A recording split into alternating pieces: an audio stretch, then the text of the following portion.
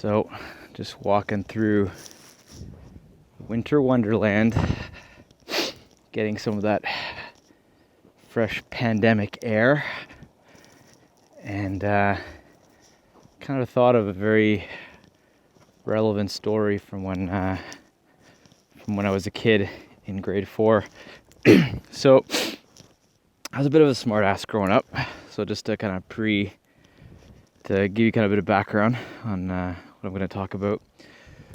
But so I was in grade 4, and my dad had bought me this microscoped ruler. So it was essentially a ruler. Sorry, I'm walking through deep snow right here. It was a ruler that had a microscope on it, and you could measure things that were really small with it.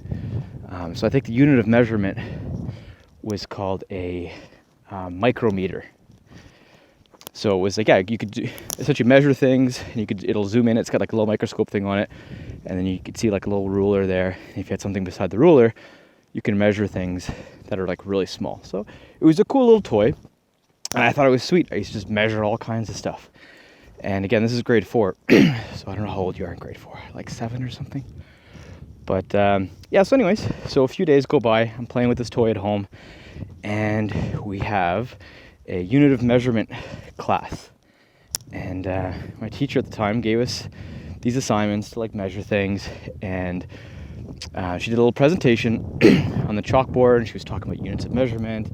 Like kilometers are for measuring distance, meters are for measuring this. And then she said the smallest unit of measurement is a millimeter. And again, being a smart-ass kid, as I was anyways, I was like, aha! It's like, actually, miss, you are wrong. A millimeter is not the smallest unit of measurement. And then she kind of looked at me and kind of looked around the class, and then she's like, don't argue with me. So it's not time for arguing. It's like, you're here to learn, and the book here says millimeter is the smallest unit of measurement. And again, this is pre-internet, right? So I'm kind of dating myself a little bit here, but back in grade 4, we didn't have easy access to internet. Actually, was internet a thing back then? I'm sure it was. It just wasn't. I didn't have it, and I think most of the kids in my class didn't either. But anyways, so I started arguing, and I said, well, miss, I actually have this toy at home, and it's got a unit of measurement on it. It's called a micrometer. It's actually smaller than a millimeter. And then she started getting really upset with me and saying, stop arguing with me, you're taking up class time. Well, this is not the time for this. And I was just essentially saying, well, I have a toy at home that says, micrometer on it, and it's a smaller unit of measurement than millimeter. And she just said, sit down, stop wasting the class time. And there was this girl sitting beside me. Her name was April. Hi, April from grade 4. And she's like, I don't know why you're wasting everybody's time. Just be quiet. Like, you're wrong. Admit it, you're wrong. And I'm like, okay, well, I'm not going to admit I'm wrong because I have the toy. And then, anyways, went home that night, looked at the toy just to verify that I'm not crazy. And set micrometer on it. And it was more, I don't remember how many per millimeter. I think it was like 5 per millimeter. I could be wrong. You could look it up, right? Google it. I just went home, put the toy in my backpack, and I said, tomorrow is my day of redemption. Tomorrow I'm going to prove to the world that Matthias was right. So I went to class, and I went to my teacher's desk, and I put the toy on the desk, and I said, boom. I was like, there you go. See? This proves it that I was right. And then she looked at me and said, I don't have time for toys. And I was like, okay, but, miss, this proves that a millimeter is not the smallest unit of measurement. And she's like, well, my book here, it says that it is, so sit down. And I looked at my toy, and I was like, well, there's a lot of things out there that are smaller than a millimeter. Like, how would you measure a grain of sand?